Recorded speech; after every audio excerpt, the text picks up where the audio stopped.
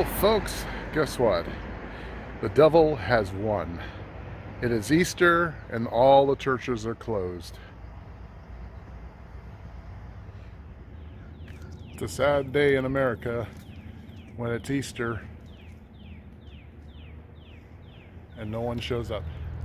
So now the United States has something in common, two things in common with China: coronavirus and empty churches. It's illegal to go to church in China, and it's illegal to go to church in the United States. Another closed church on Easter Sunday. This is the last church on our walk through our little town, and like the others, it's empty on Easter Sunday. But as you can see, like most older churches, they have a graveyard.